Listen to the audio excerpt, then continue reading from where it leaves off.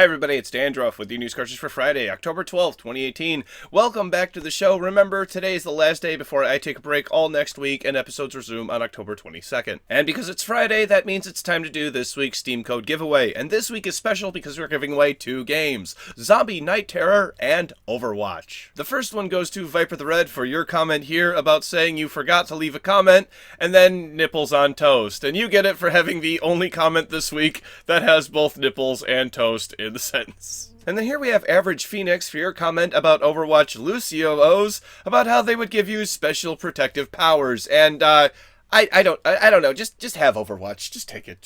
Both of you, please reply to your original comment with either your Discord ID, your Twitter handle, or an email so I can get you your game. And just a little heads up, game giveaways are going to be changing when I come back from break. Instead of picking a comment that I like, I'm just going to have everyone use a hashtag and then put all those names into a hat and then pick from that. Hopefully it makes it more fair for everyone. Oh, and then don't forget timestamps and reference links for all stories today can be found in the description below. Today's main story rains on the parade of all of you Star Wars fans who loved Knights of the Old Republic and wanted just one more sweet taste of it. I am, of course, talking about the project that hoped to recreate the entire game using the Unreal 4 engine. The cease and desist letter sent even sounds remorseful in its request, stating, notwithstanding Poem Studios' affection and enthusiasm for the Star Wars franchise, we must object to any unlicensed use of the Lucasfilm intellectual property. And when you consider the game was made entirely by volunteers, there is no way the people working on it would be able to fight in court. It's sad to say, but considering they would be going up against Disney, that is not litigation many people would want to take on. Were you excited for the KOTOR Remake? Let me know in the comments below. Then unfortunately, in related news, we have another game shutting down, but for a completely different reason. SOS, a free-to-play battle royale game, will be closing its server's digital doors a month from today on November 12th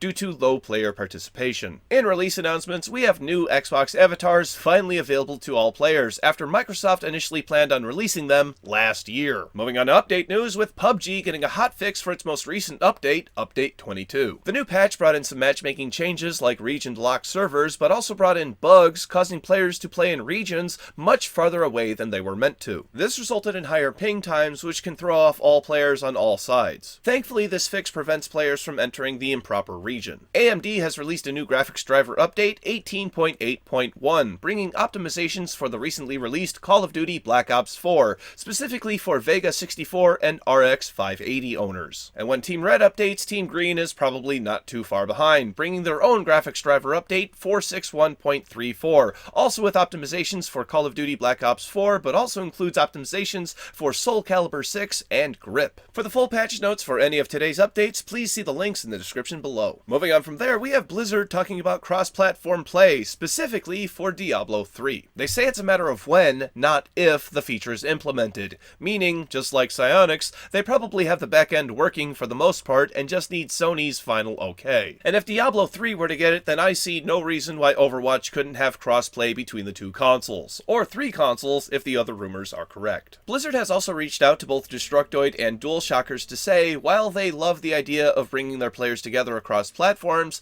they currently have no plans on implementing cross-platform play at this time. I interpret that as they are eager and willing and just need the public's help to kick Sony in the ass and remind them that more games than Fortnite want cross-play. Don't worry, Blizzard, this is one of those things that is high on my list of changes that I want to see in my gaming hobby. And if you want to know more about cross-platform play, stay tuned to News Cartridge. Finally today, I just want to show you something cool. Here's a pair of $1,300 Nike Air Jordans with a very bold Nintendo Game Boy theme. I tell you the price right away because this is how mainstream gaming has become. If you were to say this 20 years ago when the Game Boy was in its prime, that a pair of $1,000 shoes would be made in the Game Boy's likeness, everyone would have called you crazy. Today, you're only crazy if you think $1,300 for a pair of shoes is a steal. Don't get me wrong, I absolutely love the old tan look, the tongues with Mario on one side and the screen on the other, and even the red highlights for buttons, but there is just no way I would ever wear these. That being said, if you collect shoes, more power to you, and I think collecting is just part of gaming, and I think gamers in general just like to collect. And if you have a collection that you would like to share, then please do so in the comments below.